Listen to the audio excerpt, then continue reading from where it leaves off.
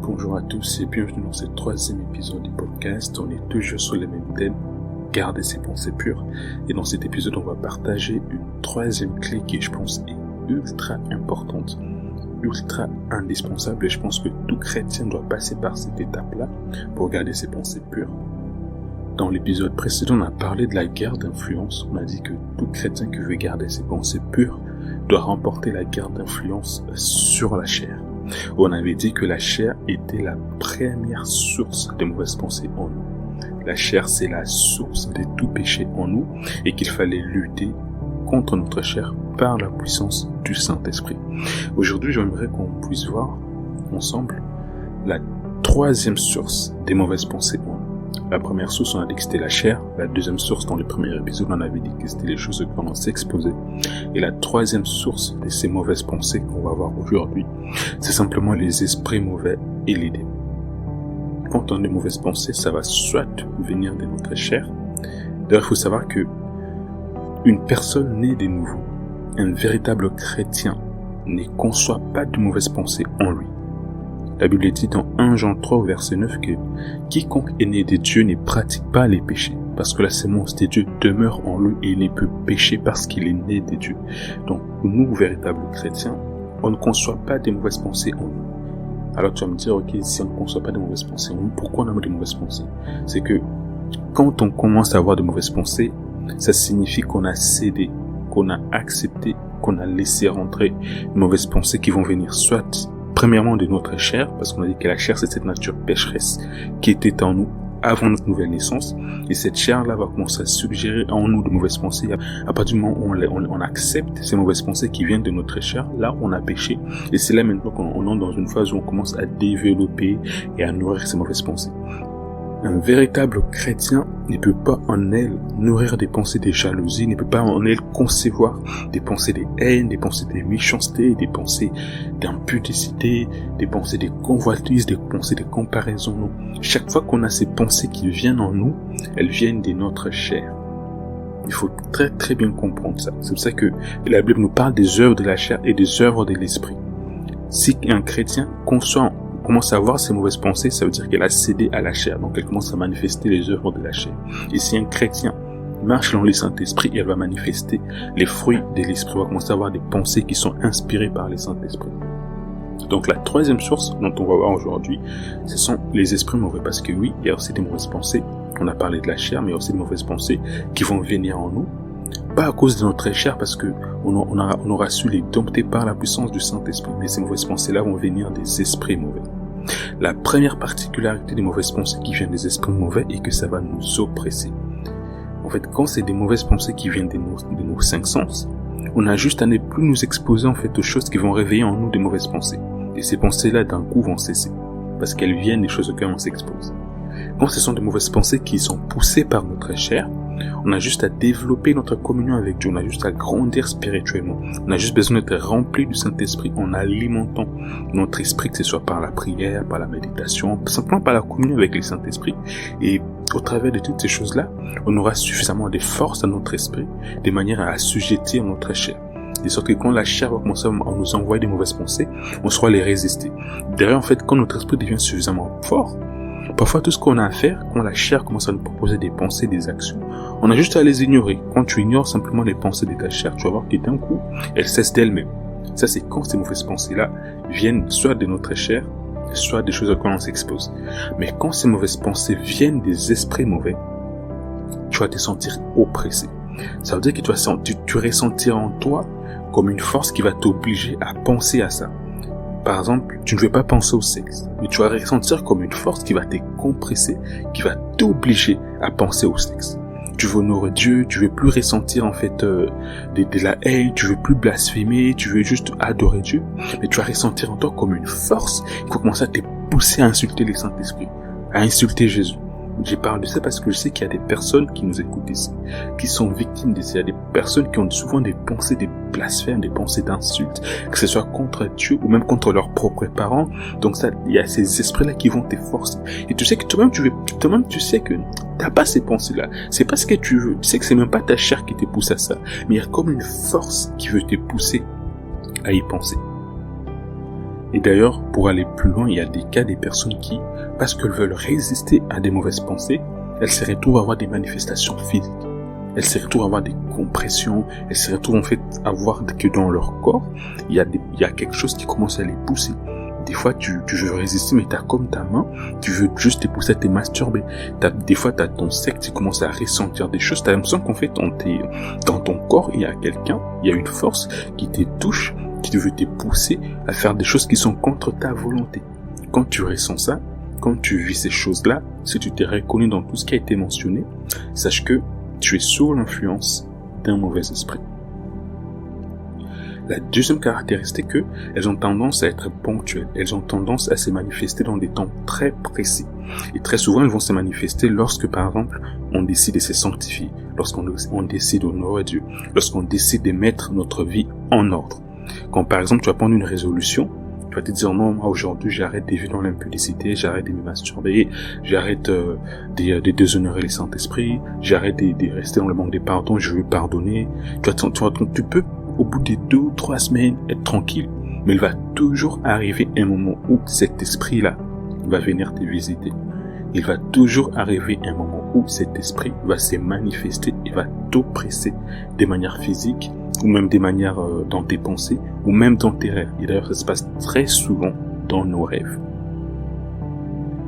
C'est ce qui fait qu'on a des gens qui hier vivaient dans l'impudicité, et pendant qu'elles vivaient dans ces impudicités-là, elles n'avaient pas forcément des attaques, elles n'avaient pas forcément d'oppression, parce que c'est normal.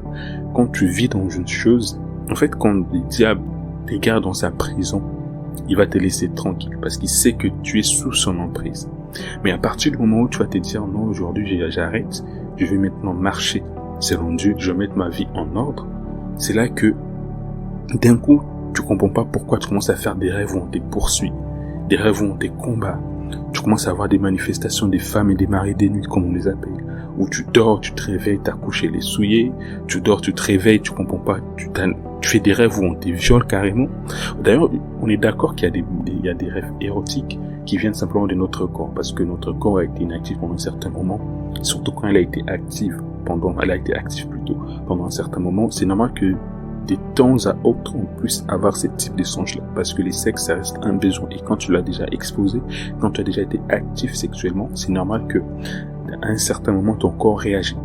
Mais là, on parle pas de ça, on parle vraiment des cas où tu as des personnes qui vont faire des rêves où on les viole, et des fois, tu sais que tu fais des rêves où toi-même tu te vois en esprit, tu sais que ça c'est pas ton corps, tu sais que ça c'est pas un phénomène scientifique, tu sais que là c'est un phénomène spirituel.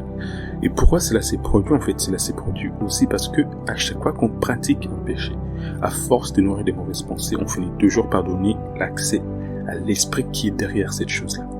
Quand on te donne accès à un mauvais esprit, cet esprit va se nourrir du coup des mauvaises pensées ou du péché qui les caractérise. Par exemple, un esprit de peur va se nourrir de la peur. Un esprit d'incrédulité va se nourrir de l'incrédulité. Un esprit d'impudicité va se nourrir d'impudicité.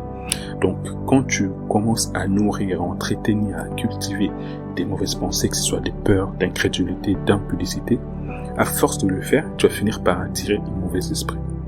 D'ailleurs, j'aimerais penser que les esprits, les démons ne lisent pas dans nos pensées. Non, c'est impossible.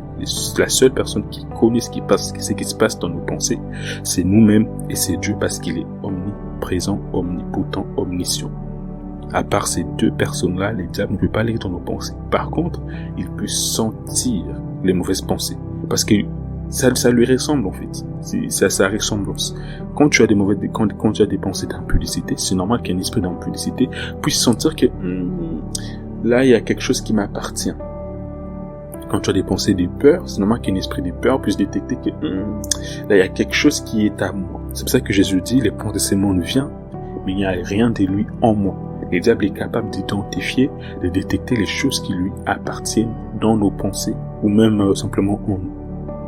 Donc à force de les faire, on donne accès à cet esprit-là, cet esprit s'est nourri, elle devient forte, c'est comme ça qu'on arrive à un stade d'addiction et d'obsession, où tu n'arrives plus en fait à t'arrêter, tu n'arrives plus à stopper.